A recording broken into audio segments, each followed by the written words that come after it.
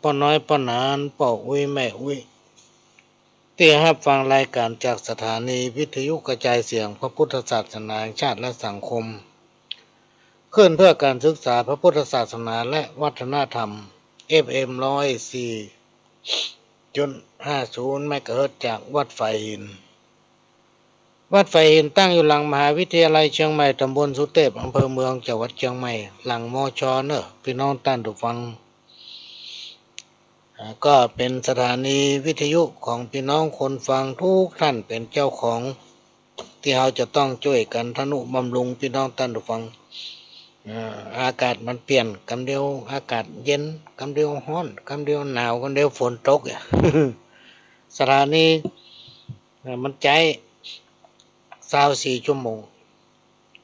ก็พยายามหาเอารายการดีๆมาออกอากาศให้พี่น้องท่านผู้ฟังได้รับฟังกันรายการที่ฟังแล้วเข้าใจง่ายสามารถนำมาปฏิบัตินำมาประกอบ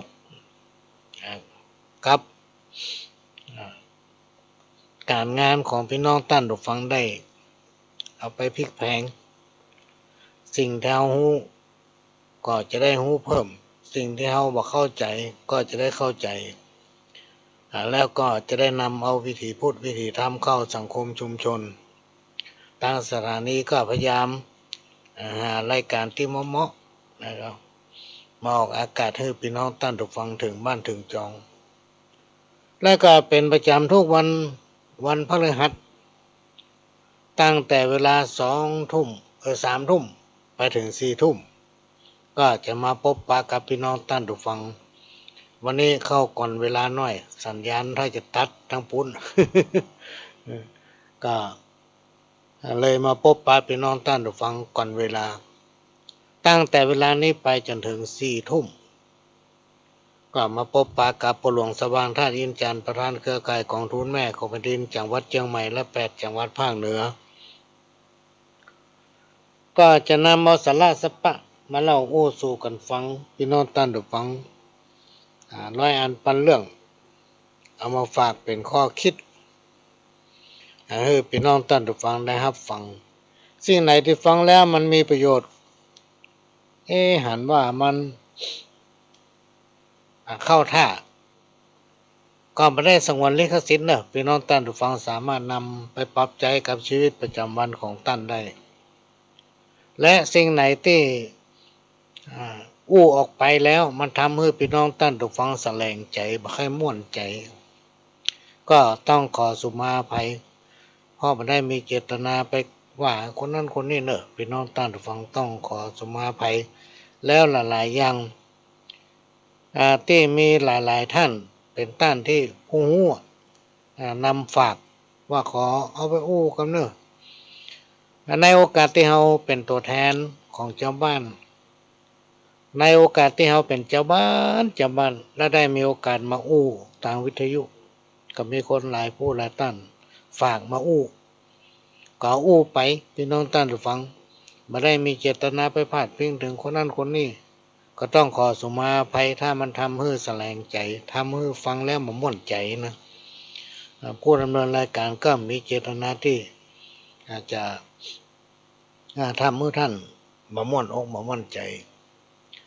สิ่งไหนที่ฟังแล้วสบายใจพี่น้องท่านผู้ฟังเป็นสิ่งที่ทางสถานีและผู้ดำเนินรายการมีความยินดีที่จะให้บริการท่านแต่ถ้ามีโอกาสได้พบได้ปะถ้ามีโอกาสได้รับใจท่านบอกว่าจะเป็นกิจการงานใดก็ตามถ้าหูข่าวถ้ามีโอกาสก็จะไปนะพี่น้องท่านผู้ฟังนี่ก็ฝากไว้เป็นลูกเป็นหลานในฐานะที่เขาเป็นขโยมเก่า ขโยมเก่ายัยหน่อยมากับวัดเนอะพี่น้องท่านผู้ฟังเป็นนักบินเก่าวันนี้เป็นวันพฤหัสที่15 มิถุนายน 2566แรม12 ค่ำนะแรม12 ค่ำจะเจ้าไปหนองแฟกคิดกล้าว่าหนองแฟก สันปะซักเนี่ยไม่ต้องมีอุโมงค์หรือปูนบุญเนาะ ไปตามพิกัดที่มันส่งมาให้หลงไปกับหลงมาพี่น้องต่างฟังบอกเลี้ยวซ้ายเลี้ยวขวาติ๊กๆ แล้วไปหลงละปูนหน้าบนวันนี้ฝนบ่ตกสิ่งใดที่มีโอกาสนะพี่น้องท่านผู้ฟังก็ด้วยความยินดีเนอะจะไปรับใจพี่น้องท่านผู้ฟังห้ามเพิงไว้บ่ให้มีควันห้ามสุริยะแสงจันทร์บ่ให้ส่องแจ้งห้ามบ่ให้อายุของคนเฮาทั้งหลายเลื่อนเคลื่อนไปห้ามสามอย่างเนี้ยพี่น้องท่านผู้ฟังบ่มีไผห้ามได้มันก็ห้ามคนเฮาเนี่ยบ่ให้ไปสนใจอันหยังบ่ต้องไปว่าหยังให้ไผนะบ่ต้องไปโอ้เรื่องคนอื่นคิดกับเรื่องตัวเก่าหั่นมันต้องห้ามบ่ได้พี่น้องท่านผู้ฟังเนื่องจากว่าสภาพสังคมในยุคปัจจุบันเนี่ยพี่น้องท่านผู้ฟังมันไม่เหมือนก่อนปัจจุบันเนี่ยมันก้าวไกลอย่างที่โอ้ไปหลายๆเตื้อมันตันยุคตันสมัยมันเป็นสมัยที่ว่าถ้าว่าจะโอ้อย่างไผหูมีองค์มือหัวละอยู่ที่ไหนที่ไหนก็สามารถอู้กันได้นะถ้ามีเฟซมีไลน์เฟซไลน์เนี่ยพี่น้องเตือนฟังมันมีความสะดวกในอันหลายอย่างมันจะเอื้อประโยชน์ให้คนที่ใจให้มันเป็นประโยชน์เป็นต้นว่าเฮาบ่ฮู้อันนั้นอันนี้เฮาสามารถกดเข้าไปค้นหามันได้มันจะดีกว่าเขาไปหาหนังสือมาเลี้ยงกันเป็นตับพี่น้องท่านฟังต้องไปค้นหนังสือต้องไปอ่านมีปัญหาทั้งด้านสายตาทำเนี่ยในเฟซในไลน์นี่เขาใครหัวแนวก็กดเข้าไปใน Google กระเด็มดึงบอก เนี่ยมันทันสมัยอย่างเงี้ยแล้วมันเสียหามอย่างถ้าเขาไปใจที่เป็นใจประโยชน์ใจที่มันเกิดประโยชน์นะและมันล่อแหลมต่อกฎหมายพี่น้องท่านฟังอันที่เขาโพสต์เขาแซงกันนั่นน่ะนับได้นับไปโพสต์ไปแชร์แล้วก็เดี๋ยวผิดกฎหมายไปล่วงละเมิดอันนั้นอันนี้ก็ไม่ได้อันนี้อันตรายที่สุดเลยถ้าเอาใจมาเกิดประโยชน์มันเป็นประโยชน์อย่างมากมายมหาศาลถ้าเอาใจไปทางผิดมันก็เป็นภัยต่อเขาอะ ภัยในยุคปัจจุบันเนี่ยมันมีหลากหลายประการแต่ก่อนนี่เป็นที่เขากลัวกันเนี่ยก็คือหนึ่งภัยจากธรรมชาติเนาะฝนตกฟ้าห้องพายุลมหลวงนี่เนาะน้ำท่วมน้ำนองนี่นะต่อมากับภัยจากถนนหนทางภัยจากอุบัติเหตุอย่างต่างๆเนี่ยปัจจุบันเนี่ยสิ่งที่เขาจะกลัวที่สุดพี่น้องท่านฟังคือภัยจากคนเนี่ยภัยจากคนเหมือนกันเนี่ยพี่น้องท่านฟังอันนี้เป็นสิ่งที่น่ากลัวมันทำให้คนตายได้มันทำให้คนเราเนี่ยหมดสภาพของความเป็นคนได้มันทำให้หมดค่าบางทีต้องเสียเข้าเสียของเสียเงินเสียทองเขาแก้ขายสมัยก่อนนี่โจรผู้ร้ายถ้าคนที่ไหนหลายๆมันจะไปรู้เวลามันจะไปปล้นไปจี้มันไปตอนดึกๆเปิ้นรับกันหมดขนาดหมารับหมดมันถึงจะออกไป มันมีหรอมันหู้จักดาวอันใดว่าอันใดที่เป็นดาวหมารับเนี่ยพี่น้องท่านฟังโจรมันหู้ผู้ร้ายมันหู้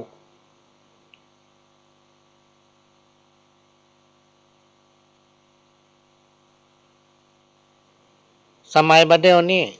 คนจะลวงจะลายขนาดไหนก็แล้วแต่อย่างในห้างสรรพสินค้าเนี่ยคนนักขนาดมีเป็นเจ้าหน้าที่รักษาความปลอดภัยมันก็กลัวนะไปจกจริงวิ่งเล่าในห้างเนี่ยลองดูสังเกตจากข่าวต่างๆที่มันออกมาอันนี้เป็นภัยจากคนไปหล่อลวงไปหลอกลวงจนเป็นตั้งว่าเป็นแก๊งคอลเซ็นเตอร์งั้นอย่างนี้มันมีมาตลอดเลยคนกลุ่มนี้คนพวกนี้เป็นน้องท่านผู้ฟังมันเป็นภัยอย่างร้ายแรงที่สุดมันทำให้คนหมดตัวนะอันนี้คือภัยจากคนเป็นสิ่งที่เราตั้งหลายจะต้องระมัดระวังนอกจากเราจะระวังเรื่องไข้เลือดออกเนาะระวังยุงลายนะ ยุงลายก็เริ่มออกแล้วเนอะฝนมันตกเนาะก็ยังต้องมาระวังภัยจากโควิดครับ เขาว่ามันมาทำไรลูกบางที่บางแห่งได้ฟังคนเขาอู้หูฟังว่าโรงพยาบาลนั่นโรงพยาบาลนี่เพราะมีที่นอนละโรงพยาบาลทางกรุงเทพก็เหมือนกันนะคนนักขนาดโควิดเนี่ยเนาะมารอบใหม่น่ะเนี่ยก็ต้องระมัดระวังพี่น้องท่านผู้ฟังยิ่งเขาสูงอายุสูงวัยเนี่ยประจำเป็นก็ต้องไปไหนถ้าเขาไปก็ใส่แมสปิดหูดังเนี่ยเป็นหูดังก็ลองเขาโดยที่เขานี่ชอบ ชอบมันไผเขาชอบกินข้าวจีพี่น้องท่านผู้ฟังเขาลองมาสังเกตก่อนสมัยก่อนเนี่ยยังห้าลงกินไก่เนี่ยมันจะมีเตือนหรอกปีในเนี่ยมันจะมีครั้งหนึ่งห้าจะลงกินสัตว์เลี้ยงกินไก่กินงัวกินควายนะพี่น้องท่านผู้ฟังคำว่าห้าเนี่ยคนไทยว่าห้าทางเมืองเหนือเขาว่าห้าไก่นี่มดเป็นเล่าอันยังก็แก้มันมาได้ต่อมาก็มีการพัฒนาเนาะมีวัคซีนเนาะเพิ่นก็สำรวจเป็ดไก่หมูหมาว่ามีกี่ตัวเพิ่นก็ให้วัคซีนมาในสมัยก่อนเนี่ยพี่น้องท่านผู้ฟังเขาจะไปที่วัดพุ่นละมาเนาเป็นเน้นน้อยเพิ่นจะไปสร้างไว้ขอเก็บข้าวเย็นข้าวพระเจ้าไว้ให้ปอกกันเนอะเก็บเข้า49ก้อนไว้ให้ปอกกันเลยสมัยก่อนนี่ข้าวเย็นนี่ผมจะไปไหนนะพี่น้องท่านผู้ฟังเอามาตากแห้งบุบเพิ่มเป็นเม็ดแล้วมานึ่งต่อได้คนตะกอนเพิ่นจะเอาเข้าพระเจ้าเนี่ยตากแห้งแล้วตุบให้มันเป็นเม็ดให้มันแตกออกจากกันแล้วก็เอาไปคั่วให้หน่อยให้มันหอมเอาไปให้สัตว์เลี้ยงเอาเป็ดไก่หมูมากินนะพี่น้องท่านผู้ฟังเอาส่งอาหารเนื้อมันกินถึงมาลงกิน รอดพ้นจังเขาก็มาคิดใจว่าถ้าอย่างนี้เขามันอุ่นแล้วเอาไปจีเนาะ เอาไปจีในสมัยก่อนน่ะมันถ้าอยู่ป้นวิกฤตถ้าอยู่ป้นโรคโรคอย่างนี้ก็เลยติดมาตลอดวันเนี้ยถึงวันเนี้ยจะชอบกินข้าวจีเนอะพี่น้องท่านผู้ฟังข้าวจีนะมันเป็นยานะเอาเข้าเฮานี่ก็ได้ถ้าข้าวเย็นเฮามีเอามาจีมันเป็นยาแก้ฮ้อนในนะเป็นยาแก้ฮ้อนในแล้วมีหลายคนนะมาบอกเฮาตึงเป็นอย่างเพราะเฮากินข้าวจีว่ะไวรัสมันตึงบักใกล้มันกลัวข้าวจีหรอก จะแต้ก็หาแต่ต้องจีแต้นะเจ้ว่าเอาพิงมองมันเหลืองเจ้นะจีจนไหม้เลยมันจะเป็นยา อันนี้ก็มูฟัง ไปเชื่อก็ลองพอเนอะลองพอเตอะ ตะกี้พูดถึงว่าสิ่งที่คนเฮาห้ามมาได้เนี่ยก็คือห้ามเพื่อคนนินทากันอันนี้ห้ามถึงมาได้สิ่งที่เราสามารถห้ามได้เนี่ยเป็นน้องท่านฟังคือห้ามตัวเก่าห้ามตัวเองคือท่องจำอยู่ในใจว่าปิดปากไว้บ่ฮู้จาดีกว่านินทาเพื่อนบ้านมันจะเรื่องของเฮาบ่ต้องไปสนใจมันไผจะเนี่ยยังที่ไหนยังได้ก็แล้วแต่เขานะคิดกะเรื่องตัวเก่ากินได้นอนรับพร้อมไปว่าอย่างไผลงมันก็มีอย่างเกิดขึ้นในการมาฝากไว้ในรายการวันนี้ก่อนที่จะนำเอาสาระสัพพะมาเล่าสู่กันฟังพี่น้องท่านผู้ฟังก็จะขอประชาสัมพันธ์น้อยหนึ่งนะตลอดการพรรษาปีเนี้ยเดี๋ยวจะประชาสัมพันธ์นำกรรมว่าเขาจะเอาสินไหนเนาะจะไปเวลาที่มันสะดวกหน่อยก็จะทำโครงการออกเยี่ยมให้กำลังใจคนนอนวัดพี่น้องท่านผู้ฟังก็จะมีการสำรวจไปว่าวัดนั้นมีคนนอนฟังเทศน์ฟังธรรมปฏิบัติศีลภาวนาขี้คนแม่ยิงขี้คนพ่อใจขี้คนเนาะ แล้วก็วัดนั้นมีพระเนนกี่ลูกกี่ตนกี่องค์ก็จะออกไปเยี่ยมให้กำลังใจครูบาอาจารย์ที่อยู่วัดท่านแล้วก็ให้กำลังใจผู้สูงวัยหรือว่าคนหนุ่มก็แล้วแต่ละคนที่อยู่ปฏิบัติศีลภาวนานอนวัดตลอดกาลพรรษาอาจจะไปศีลใดเนี่ยแล้วจะมาแจ้งประชาสัมพันธ์เฮาประจำการว่าจะไปวัดไหนพี่น้องท่านผู้ฟังวัดนั้นจะอยู่พื้นที่ใดอำเภอไหนนะ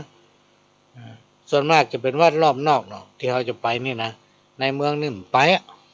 มันเจริญละเนี่ย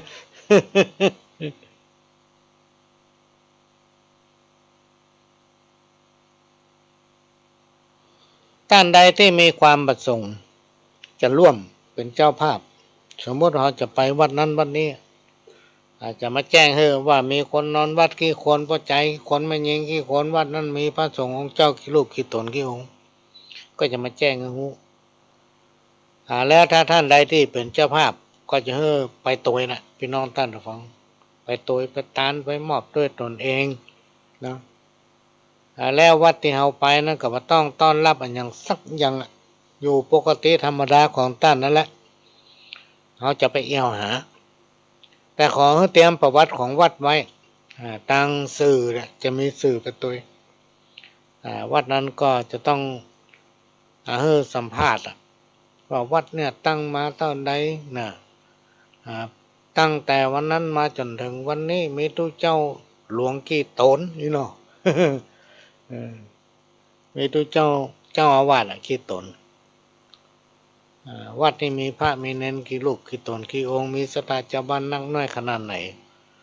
ประวัติความเป็นมาเป็นจะใดสื่อก็สัมภาษณ์วัดของท่านก็จะได้ชื่อได้เสียงก็จะมีข่าวปรากฏตั้งหน้าทีวีปะแล้วไผ่ที่ร่วมเป็นเจ้าภาพก็จะเชิญไปตัวในวันนั้นถ้าก็จะเป็นข่าวดังหน่อยแหละ อันนี้ก็ขอแจ้งร่วมอนุโมทนาบุญโครงการออกเยี่ยมเพื่อกำลังใจคนนอนวัดปฏิบัติศีลภาวนา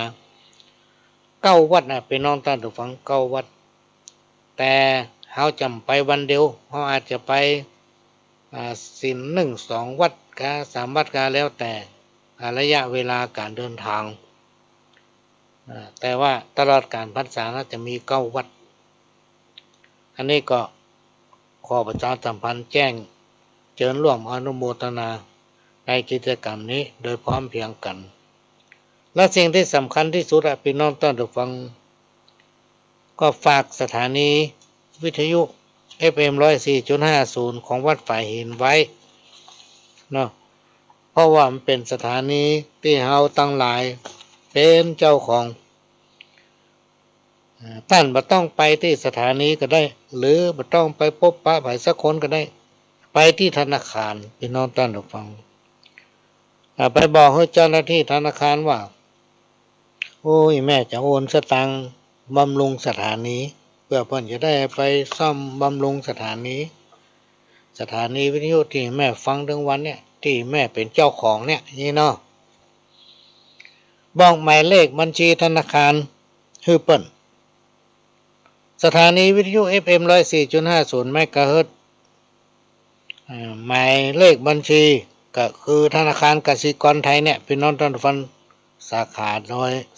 สาขาถนนสุเทพเลขบัญชี4712274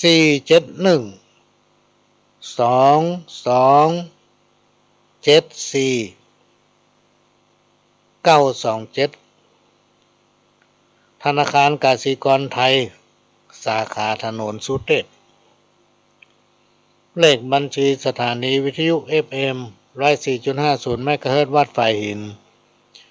4712274 927ถ้าพี่น้องท่านผู้ฟังไปโอนสตางค์บำรุงสถานีแล้วถ้าเป็นไปได้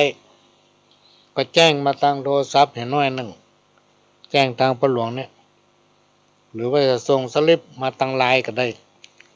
ถ้าโทรศัพท์บ่รับแสดงว่าบ่ว่าง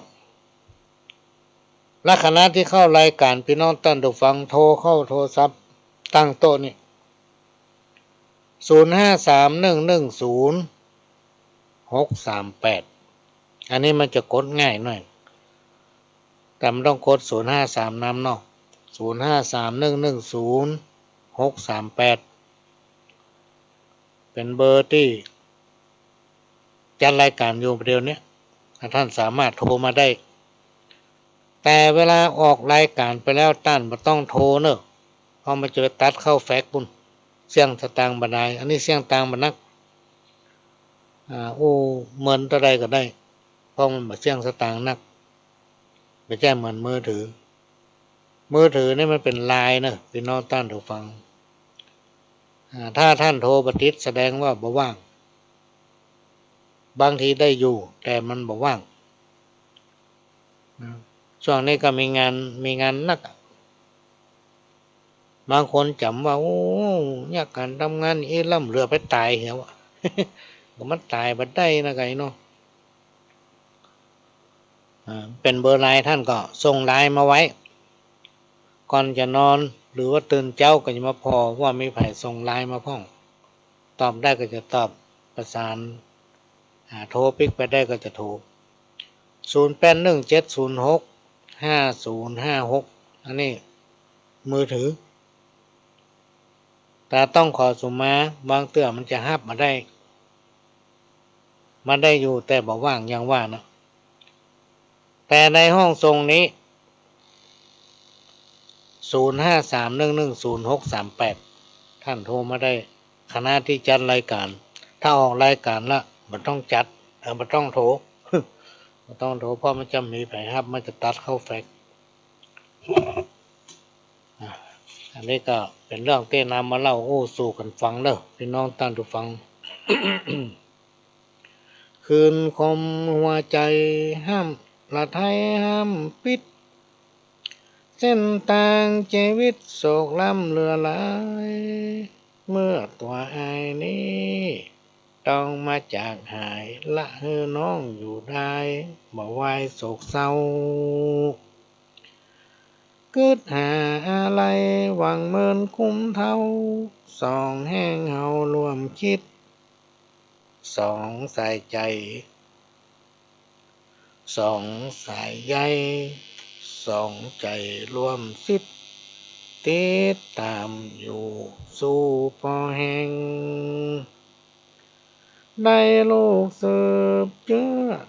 ฮักเหมือนแก้วแสงจากได้กินแห้งลูกไปหน้าต้องส่งเสียเล่าเรียนภาคเพียรอยู่ท่าตั้งตารอคอยลูกไทยที่อยู่ที่นอนหาบก่อนซ้อไซหยาดเหงื่อสร้างวางแนวลักฐานเฮานี้มีทวนตามแถ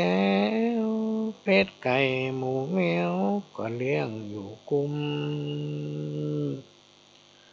พี่หาเงินทองน้องก็ช่วยตุ้มฮิหามาเติมกำลักฐานให้นาเข้าป่าและน้ำก็หาพอได้ยังแควนล้างเตือก็ตุกบางครั้งวางแผนล้างเตือก่อนแขนอยู่ห่วมกันได้ล้างเตือโชคดีมากมีไก่บ่สุขสบายเอี่ยมอิ่มต้องผิดพ้องมองใจอาภัยอายน้องบ่ถือบ่ท่องอมซอมล้างเตือก็ฮักเหมือนดอกไม้หอมล้างเตือก็งอมเหมือนแมวยี่เขี้ยว ตึงฮักตึงจังความหวังแสงเสียวเกิดขึ้นกำเดียวบัดแท้เป็นธรรมดาบัดใจพ่อแม่ไผบริได้เลยนะเปรียบเหมือนลิ้นกับเขี้ยวและหนาคบกันไปมาเพราะว่าอยู่ไกลยามฮักกันปานจะกินได้จังกันเพียงใดอดง้อหัวอกแสลงหม้อแก่งไฟจ้ออยู่ก้นหม้อปอดำมาตายละน้องสุดเสียงเวรกรรมสุด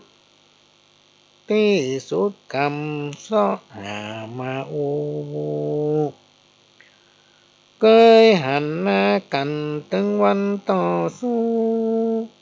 อยู่กินเมินมาแต่ท้ายนึกถึงความดีที่อ้ายสร้างไว้บนดำแก่เท่าก่อนนี้ลาไปแล้วบ่ปิกบ่กลับมาหาบ่ตันสั่งลากลับมาด่วนสิ้นนั่งตัวคนเดียวใจจะขาดวินเหลียวหาตั้งใดบ่พบมาละจากกันเว้นตันควายคบชาติก่อนลังมาตันบ่ลืมปีไทยอยู่แดนสวรรค์หรือถิ่นนิพพานฮือรออยู่หันกันเสียงผลบุญทารุณเตียงมันจักตามต้วยตันไปจวบพบ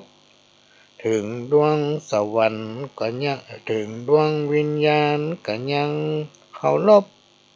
บุพเพร่วมสร้างวนเวียนทั้งชีวิตนี้จักหาภัยเห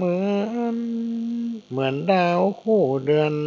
คู่เฮือนคู่ยาวขอกราบวันตาน้อมหาพระเจ้าสองฮักเฮาจัวปบชาติหน้าถ้ามีบุญตาลสมทบจากพบปีอ้ายเหมือนเดิมอันนี้ห้ามถึงผัว ผัวตายละนี่หาด้วยกันมาจัดดีสมบัติหลักฐานมีอุ้ยนั่งหนาป้าป้านรถยองรถเก๋งให้หน้าสาโทมีผลลพี่น้องตาดูฟังแต่อยู่ด้วยกันไม่ได้เมินสักกรรมเนาะเพราะอย่างหัวอาจจะเป็นเพราะเปิ้นเสี่ยงบุญเสี่ยงกรรมหัวเนาะได้รับตาลาจากโลกไปคนเราเนี่ยตายมันเริ่มได้มาหากันละพี่น้องต้านดูฟังมีหลายคนเราถามคนตายเนี่ยเขาถ้าจะม่วนน้อยลูกโอ้ไปม่วนจะได้ก็ถ้ามาม่วนเขาก็ต้องปิ้งม้าไงวะ หาว่าตายเขาจะม่วนถ้าม่วนเขาต้องปิ้งม้าอยู่เนาะเนี่ยคนเฮามันก็มีกระแตเอี้ยพี่น้องต้านดูฟังตลอดการพรรษาวันศีลวันธรรมก็ไปวัดไปวาเนาะอยู่มาได้ว่างๆกับเตี๋ยวิทยุมาเปิดฟัง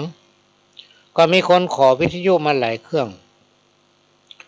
กำลังรอสปอนเซอร์อยู่นะพี่น้องท่านผู้ฟังได้ประสานติดต่อไปหลายที่ละ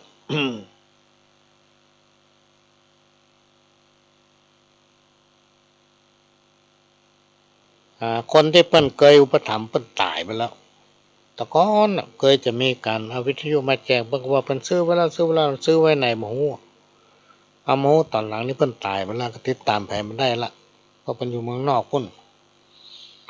กำลังติดต่อสปอนเซอร์อยู่ถ้ามีแล้วจะแจ้งให้ทราบแจ้งให้ฮู้เนาะช่วงเทศกาลพรรษาเนี่ยก็มาฟังข้าวบทหนึ่งสายตาก็บ่ค่อยดีนะพี่น้องท่านผู้ฟังเป็นว่าแว่นตาเนี่ยปีในเพิ่นเปลี่ยนโลเฮาหมูอันเนี่ยเฮาใจมาได้ไป2-3 ปีแล้ว มันแปลงหลายหมื่นนะนี่จะไปตัดแว่นอยู่อ่านหนังสือมันค่อยหันแล้วเฮ้ย เขาว่าแสงสว่างบ่เพียงพอหมู่รณรงค์จักจวนกันเข้าวัดเข้าวาฟังเทศน์ฟังธรรมในวันพระวันศีลตลอดกาลพรรษาทุกวัดพี่น้องท่านผู้ฟังเพิ่นมีการเทศน์ธรรมว่าเจ้าทุกวันพระก็จะมีการทำบุญตักบาตรทำบุญตักบาตรไหว้พระรับศีลตานเข้าบาตรเสร็จเรียบร้อยถึงจะไปแยกกันทำงานเนาะแต่ในยุคปัจจุบันเนี่ยมันเหมือนกับสมัยก่อนนี่เพิ่นแยกกันทำบ้านหรอกวัดจะเลิกกี่โมงก็แล้วแต่ในยุคปัจจุบันเนี่ยถ้ามารอเอาปอนเนี่ยมาตันการมาตันงานก็เลยไปใส่บาตรใส่ละยังเพิ่นส่งเข้าตรงเนี่ย ยกใส่แล้วก็อนุโมทนายกมือขึ้นไหว้สาธุขอได้บุญขอบุญอันเกิดจากของทานที่ข้าพเจ้าได้ใส่ขันแก้วทั้ง3ใส่ขันดอกใส่ข้าวตอกดอกไม้ใส่ข้าวปลาอาหารในตอนเช้าวันเนี้ยที่เราวันพระถึงพ่อถึงแม่นะถึงบรรพบุรุษปู่ย่าตายายถึงเจ้ากรรมเจ้าเวรเนาะถึงญาติกาพี่น้องคือแต่เก่าเน่าเมื่ออย่างตั้งหลายเราเนี่ยยกมือไหว้สาธุตัวน้ำแล้วก็ปิ๊กละเนาะมันก็ส่งเข้าต้ง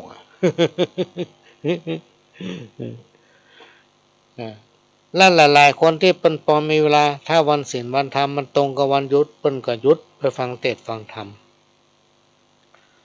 แล้วก็เมื่อเมินมาเนี้ยมีคนหนึ่งมาฟังผมชอ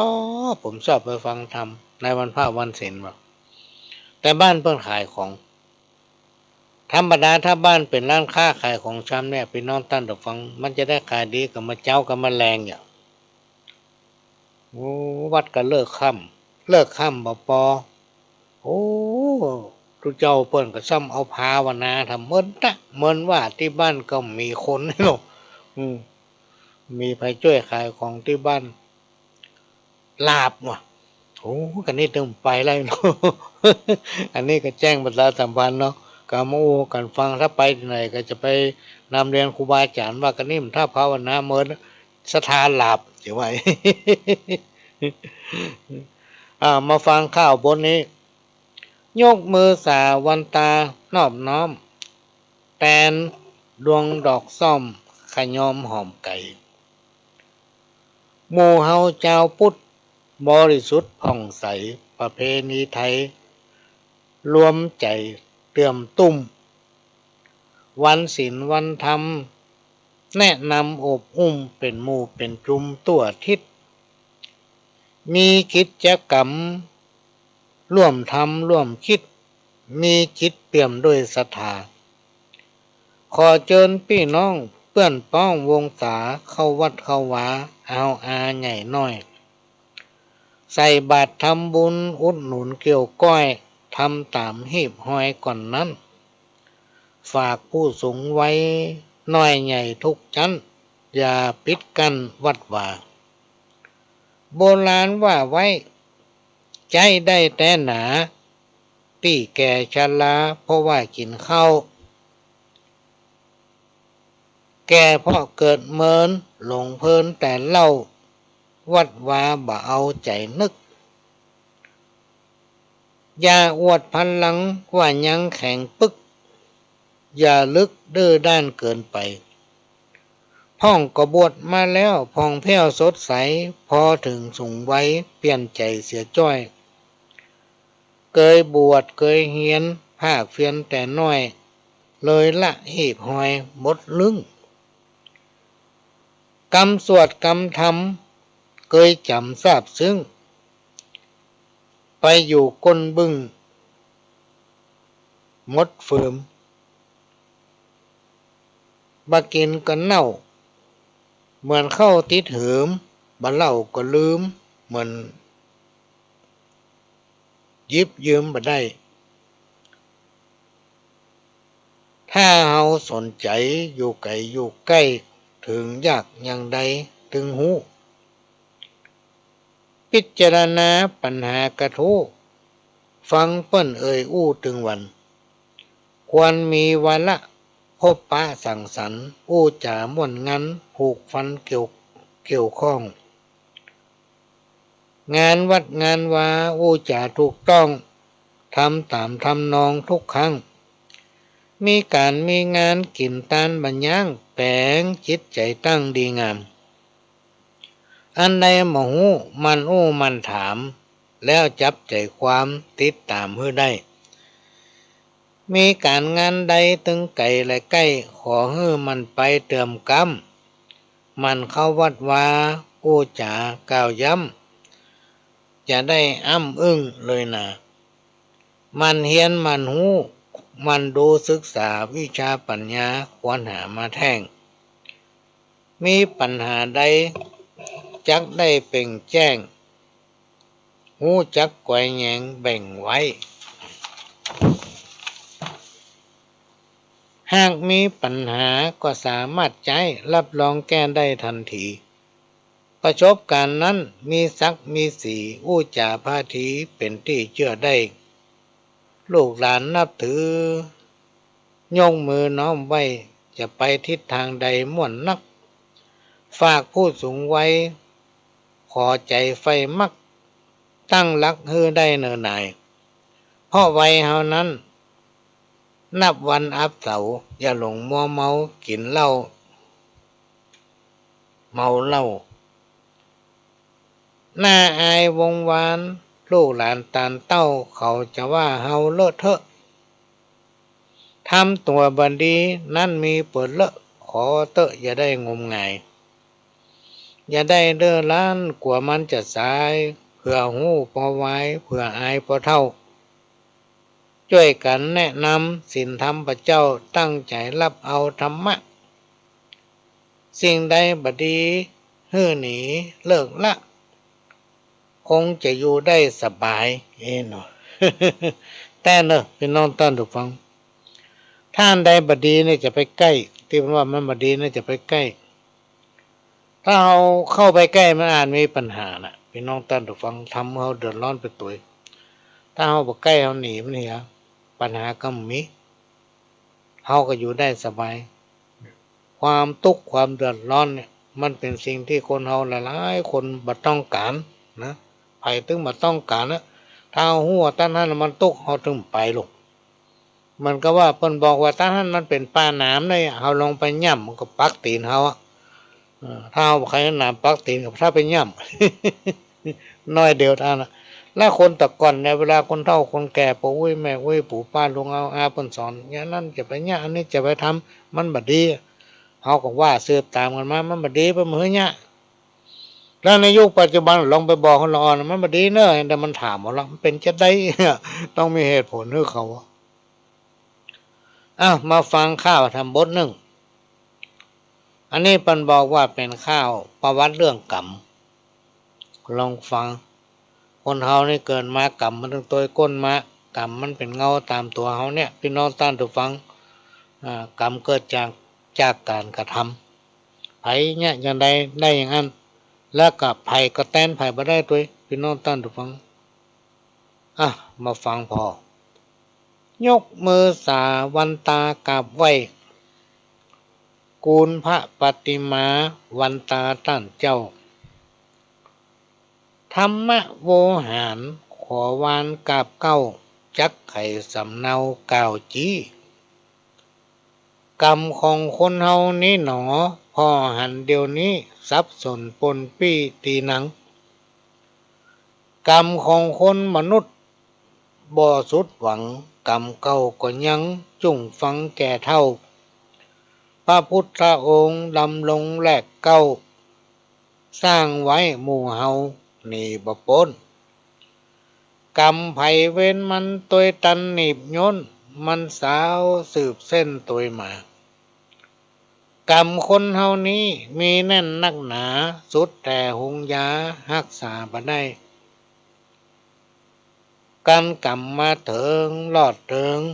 มาใกล้หนีไปตั้งใดต้านท้ายเท่าแก่หนุ่มกรรมทำดีเอาไว้กรรมติดสืบไส้มาตึงศาสนาซ้อยหนุ่มน้อยกึดเถิงอย่าเมาลื่นเลิงกึ่งค่อนแล้วเจ้า ห้องรับลวดตายมีหลายแบบเบ้าเปื้อกำปลาเอาก่อนนั้นห้องกินยาตายมีหลายลืบจันพ่อกำก่อนอันตยมา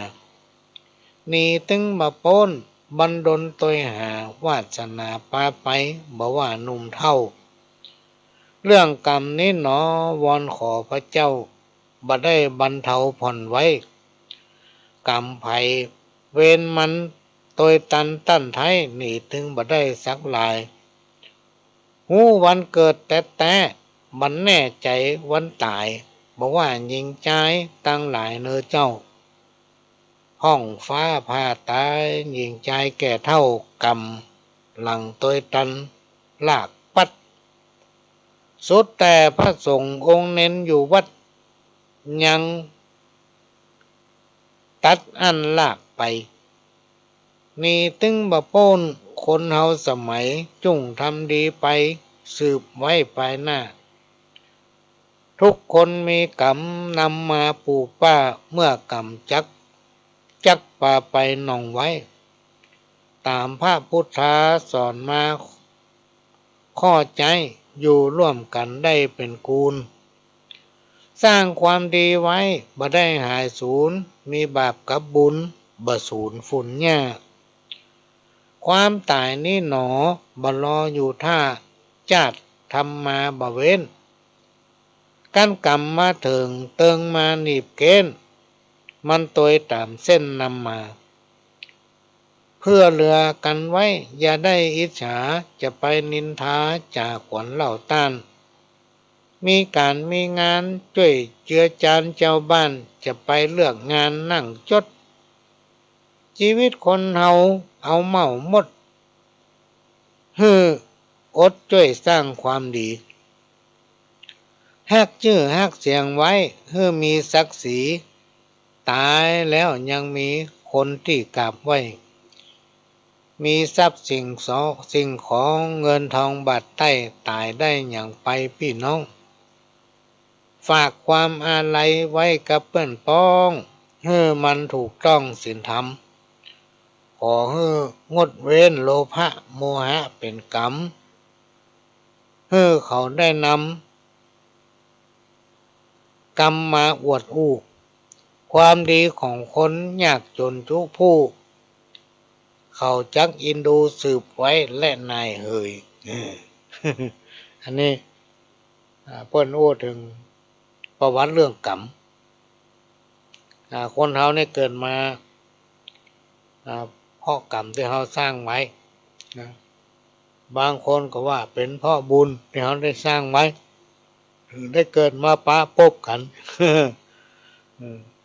เนี่ยพี่น้องท่านฟังมันหลายๆความคิดแต่สรุปแล้วก็คือเราได้ทำบุญร่วมกันมาตั้งแต่อดีตชาติเกิดมาชาติเนี้ยก็เลยได้ปะได้พบกันนะได้กินได้ทานร่วมกันและกรรมเนี่ยมันเกิดจากการกระทำนะเกิดจากการกระทำถ้าเราทำกรรมไว้นักผลกรรมอันนั้นผลกรรมที่มันบดีเนี่ยพี่น้องท่านฟังมันถึงมาหายมันมาหายมันถึงฝังอยู่ในจิตสำนึกของเขานะเขาจะไปถือว่าภัยหมูจิตสำนึกของเขาหูจุคนอื่นได้จุตัวเก่าไปได้เพราะฉะนั้นในหลักธรรมอันเป็นคำสอนของพระสัมมาสัมพุทธเจ้านั้นเปิ้นจะเน้นให้คนเฮาเนี่ยบอกว่าจันในระดับใดจะต้องอยู่กับความจริงนะจะต้องอยู่กับความจริงเพราะความจริงนั้นมันบัดตายความจริงเป็นสิ่งบัดตายพี่น้องท่านผู้ฟังนะเมื่อเราอยู่กับความจริงแล้วมันยังหลุดพ้นไปมันหลุดไปอยู่อันนั้นก็ถือว่าเป็นกรรมละกรรมโบราณเพิ่นว่านะงูเห่าจักเข็บเป็นสัตว์ตัวมีพิษ ถ้าเราเข้าไปอยู่ใกล้ย่อมจักเป็นภัยคือวันใดวันหนึ่งมันอาจกัดเราได้ เพราะฉะนั้นเปิ้นบอกว่าจะไปใกล้มันเปิ้นมันได้สอนว่าไล่ฆ่ามันเทียมใจจะไปใกล้มันเพราะธรรมดาเนี่ยสิงสารสัตว์ทั้งหลายเนี่ยพี่น้องท่านผู้ฟังวันใดวันหนึ่งไม่ต้องเป็นสัตว์นะวันใดวันหนึ่งจิตใจมันจะหูโมดมันก็หมาเนี่ยกันสอนให้มันไหวมันก็ไหวว่ามานี่มันก็มามันหูมดแต่ปากมาได้แต่วันใดวันหนึ่งไม่ต้องเป็นสัตว์นะคำว่าสัตว์เดรัจฉานเนี่ยแต่ก่อนนี่ประหลวงเคยเลี้ยงหมูป่าเนาะเขาบอกว่าหมูเนี่ยภายใน7 วันหรือ15 วันเนี่ยช่วงใดช่วงหนึ่งมันจะต้องกลายเป็นสัตว์อย่าไปใกล้มันวันใดนะมันกลายเป็นสัตว์มันจะควิดไปเลยมันมีเขี้ยวเนาะมันจะเขี้ยวมันเนี่ยพึดไปเลยถ้าเอาใกล้มันอันตรายดีมันพึดเฮา อันนี้ก็นำมาเล่าสู่กันฟังเนอะเป็นน้องต้นฟังส่วนใหญ่ก็จะเป็นเรื่องที่นำเอาสาระสัพพะในอันปันเรื่องนั้นมาเล่าสู่กันฟังเนอะเป็นน้องต้นฟังเรื่องนั้นพ่องเรื่องนี้พ่องกรรมเก่าพ่องกรรมใหม่พ่องก็มาเล่ามาสู่กันฟังมาเป็นคู่เป็นเกมพ่ออุ้ยแม่อุ้ยพี่น้องต้นฟังทั้งหลายที่ยังนอนมาหลับ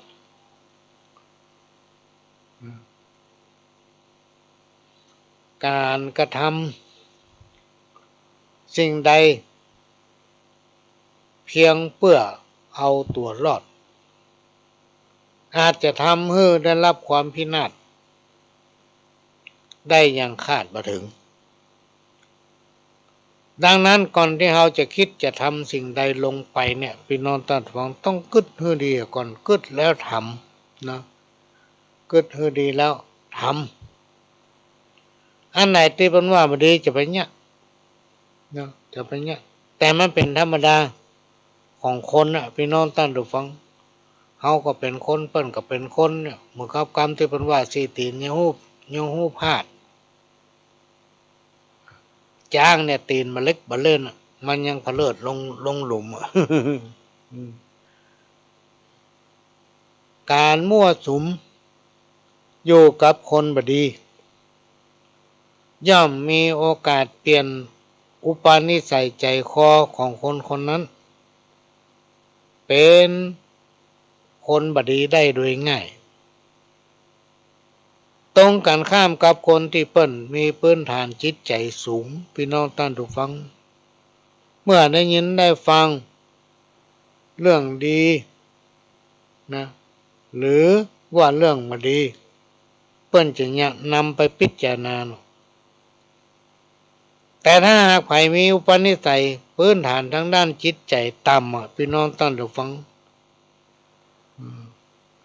มันตึงบาดสนละเอาขี้ข้างเขาถูอย่างเดียว มันตึงมันตึงได้เฮียกอันนี้ก็เป็นเรื่องที่นำมาฝากมาฟังคนรวยสินทรัพย์แต่อับน้ำใจไปที่ไหนต่างใดไผบักไข่สู้หน้ามันคนรวยน้ำใจพี่น้องเจ้าข้ามีคนปูจานอบน้อมมีบริวารหลวงหลายเลี้ยงยายแวดล้อมเพราะความโอบอ้อมอารีถึงทุกข์ยากไร้บรรลัยศักดิ์ศรีสมบัติผู้ดีมีคนอวดอ้างเนี่ยพี่น้องท่านผู้ฟังคนเฮาเนี่ยแม้นว่าเฮาจะมีสินทรัพย์น้อยเดียวแต่เฮามีน้ำใจพี่น้องท่านผู้ฟังเฮามีน้ำใจโอ้ยเจ้าข้าเนี่ยไปที่ไหนแผก็ชอบเพราะคนที่มีความอบอ้อมอารีมีน้ำใจเนี่ยพี่น้องท่านผู้ฟัง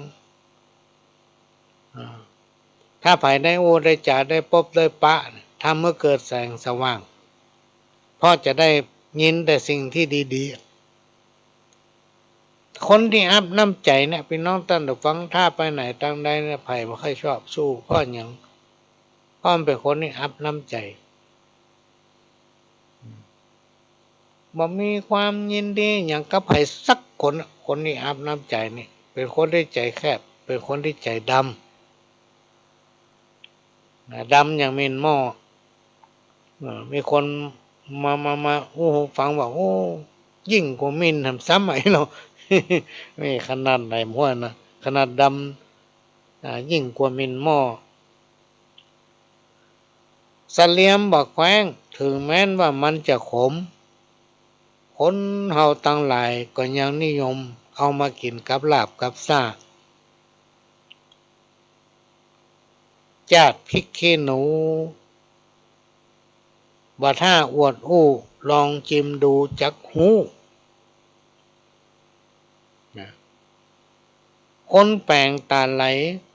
นิสัยมักเจ้าสู้บอกควรนั่งอู้เนิ่นไหน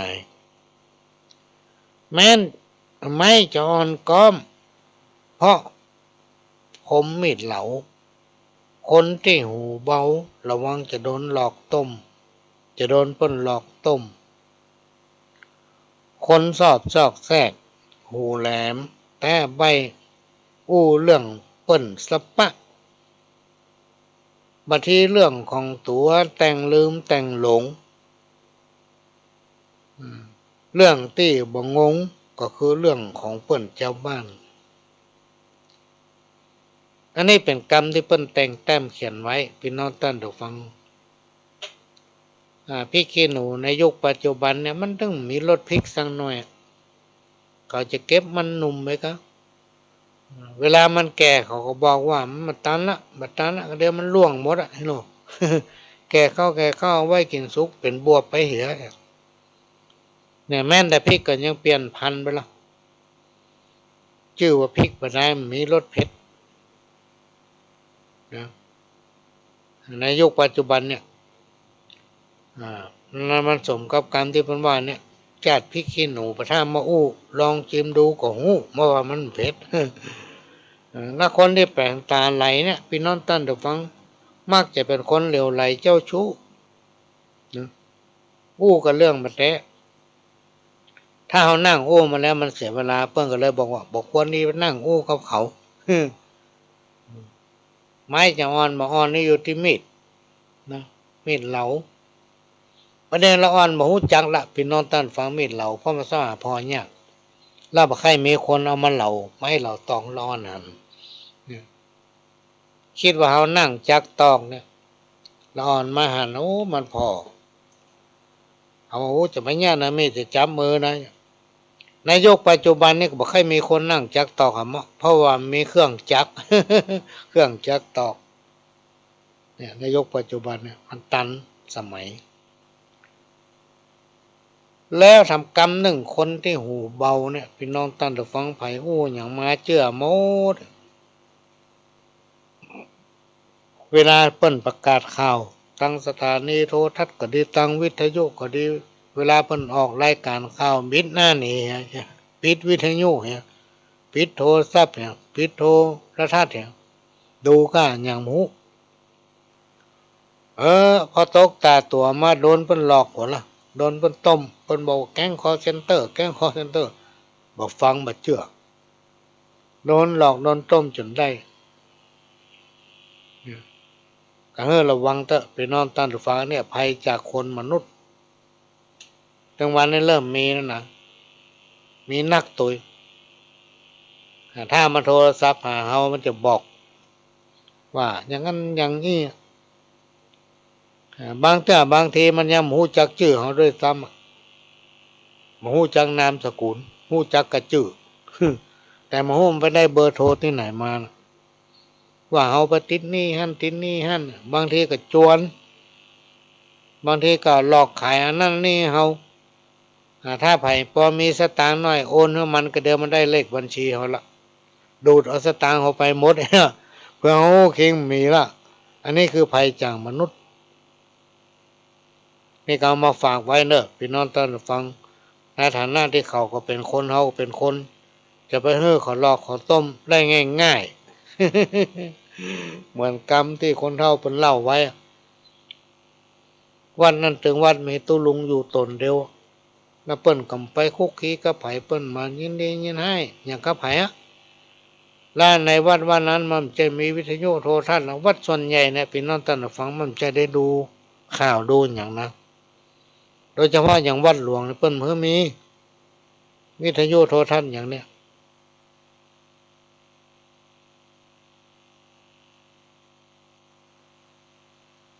เพราะฉะนั้นโอกาสที่ไม่โดนต้มมินนักโดยเฉพาะทุกเจ้าอยู่วัด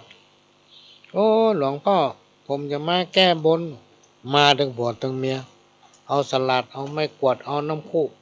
เอาน้ำยาล้างห้องน้ำมาเซ็ตน้ำยาถูพื้นมาเรียบร้อยหมดผงซักผ้ามีให้หมดจะมาทำบุญลดข้อกรรมจะมาเที่ยววัดทำความสะอาดอันนี้พ่อสัก3 วัน7 วันมาแก้เคล็ดโอ้หลวงพ่อก็มุ่นอกมุ่นใจแหละโอ้จะมีคนมาเที่ยววัดกวดวัดล้างห้องน้ำล้างตำคันไดวิหารสารบัดยิ้มวันแรกผ่านไปวัดสะอาดวันที่2ก็อย่างนั้นพอดีวันที่3วันนี้มันมีคนเข้าวัดอะไรจะไปธุระในเมืองมีกิจหน่อยหนึ่งก็บอกโยมวันพุธนี่มาก็จัดการทำอย่างถึงวันนั้นเนอะอาตมาบ่ได้อยู่มีภารกิจจังในเมืองวุ่นเนี่ยเอาขแจวางไว้เฮ้ยขแจวางอยู่ที่หน้าโบสถ์เนอะไปวันค่ำปิ้งมาตอนบ่ายพี่น้องท่านจะฟังมาพอหาขแจก็วางอยู่ที่หน้าโบสถ์เนอะโอ้มาพอหาของดีๆเป็นต้องเหลืองต้องแดงอะไรอย่างเงี้ยที่รอบโบสถ์พ่อปลายซัดพอกล้องหลวงที่ห้อยข้างเจดีย์ก็มีพอเชิงเตียนกระถางทูบที่อยู่ในหน้าวางก็หายหมดของที่มีกะเบลออย่างสักอย่างโทรไปหาเบอร์คนที่มาลดเคาะเพี้ยววัดเพี้ยววาก็มาติดมีสัญญาณตอบรับก็เลยไปจ้างญาติใดพี่น้องต้านฟังกายเป็นโดนนั่นแหละเป็นห้องว่าสาวมงกุฎมาลอกคาบขนเอาครัววัดไปขายกินหมดทำโตนึ่งกำลังนั่งอยู่ที่วัดและธรรมดาวัดเนี่ยมันมีโรงครัวหรอกพี่น้องต้านฟังมันจะมีถังแก๊สนะศรัทธาเพิ่นซื้อตาลหรือทางวัดซื้อไว้พ่องเพื่ออำนวยความสะดวกเวลาพ่อแม่ศรัทธามีการมีงานเนี่ยไอ้น้อยนะขี่รถเข้ามาคลักจอดฟั่งล่นเข้าไปหาหลวงพ่อเจ๊มาเอาถังแก๊สไปเปลี่ยนถังแก๊สใหม่ก็มาถามเจ๊ที่ไหนฟั่งเอาขแจไปเปิดขนทางแก๊สด้วยละอ่อนด้วยทำขึ้นรถเสร็จแล้วก็มานั่งรอได้เป็นเพิกเขาตอนก็หายแซบกึดใจได้ก็ลืมถามว่าเจ๊ไหนใจมาเอาโดนหลอกเอาทางแก๊สไปขายหายแซบเนี่ยเขามาเว้นนะพี่น้องท่านผู้ฟังมาเว้นวัดมาเว้นว่าเป็นพระสงฆ์องค์เจ้าและก็มาเว้นแม้กระทั่งคนเฒ่าคนแก่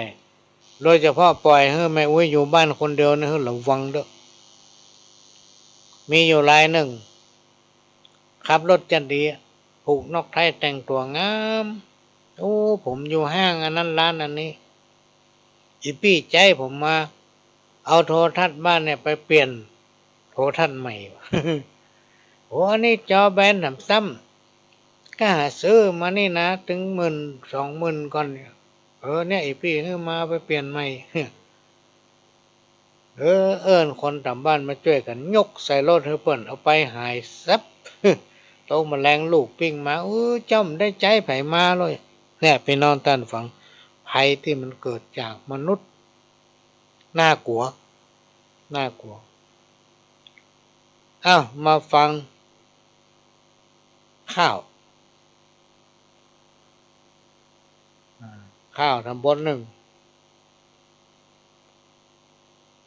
มันจะบอกว่า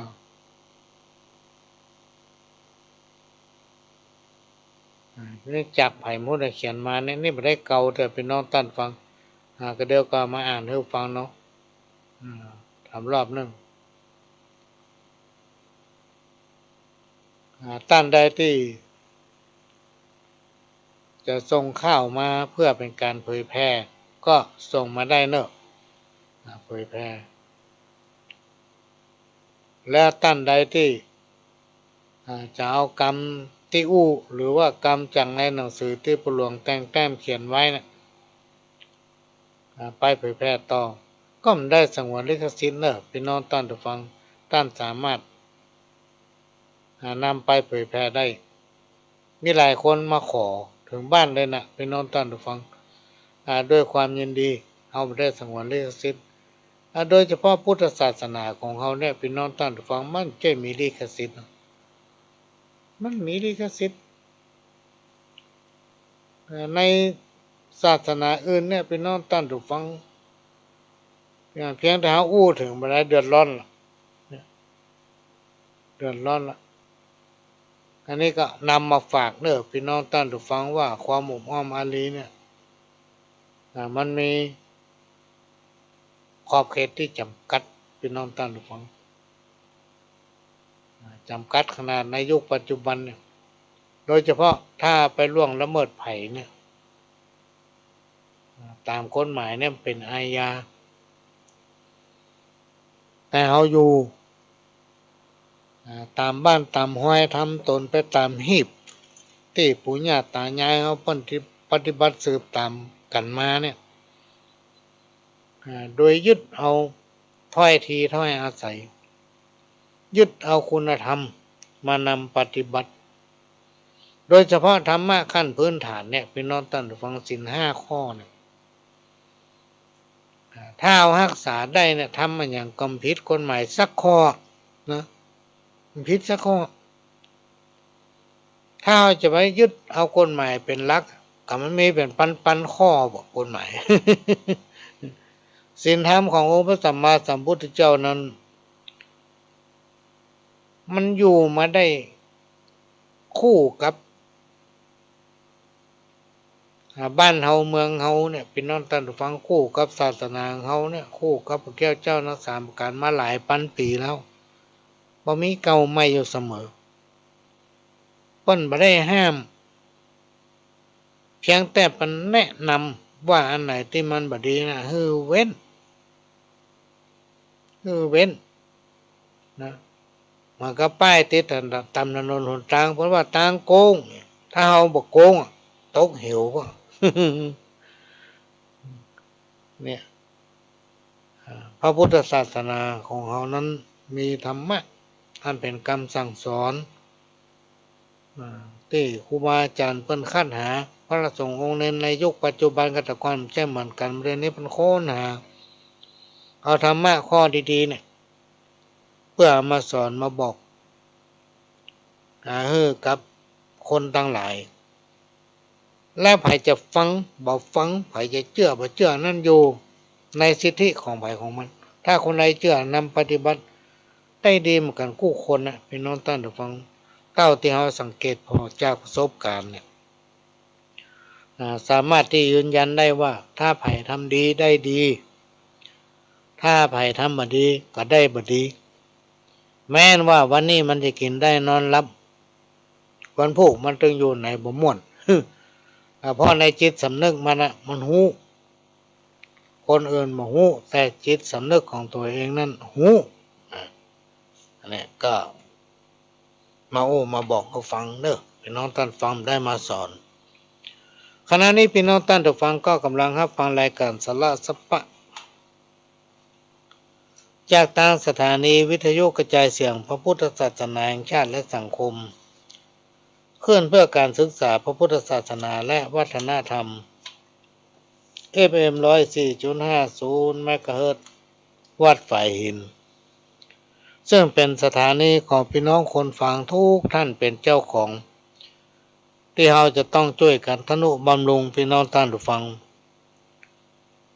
ท่านก็ไม่ต้องไปที่สถานีก็ได้ไปที่ธนาคารไหนก็ได้ที่มันใกล้บ้านท่านบอกเขาเพิ่นว่าขอโอนสตางค์เพื่อบริจาคทนุบำรุงสถานีบอกเลขบัญชีธนาคารเปิ้นพี่น้องท่านผู้ฟังสถานีวิทยุ FM 104.50 เมกะเฮิรตซ์วัดไผ่หิน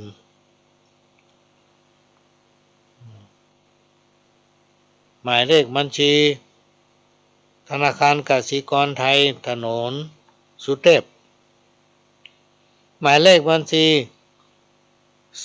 471 2274 9271พี่น้องท่านผู้ฟังก็ช่วยกันคนเล็กน้อยตามกำลังของไหวของมัน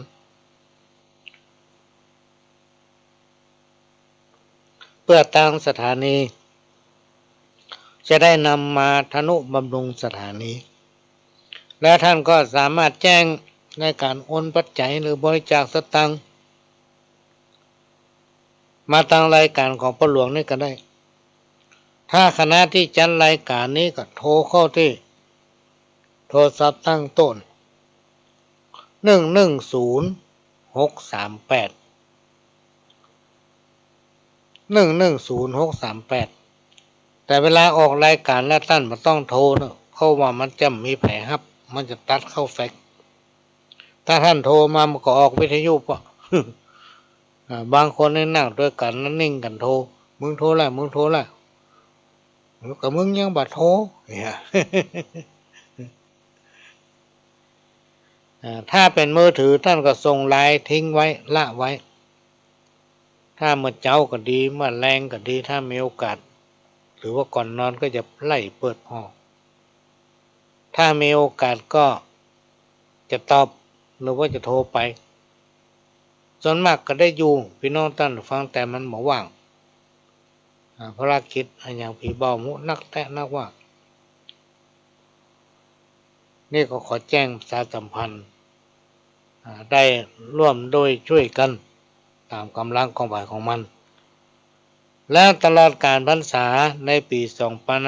2566ที่ถึงนี้วันที่1นี้สิงหานี้ก็เข้าพรรษาละก็มีโครงการที่ออกไปเอี่ยวตำวัด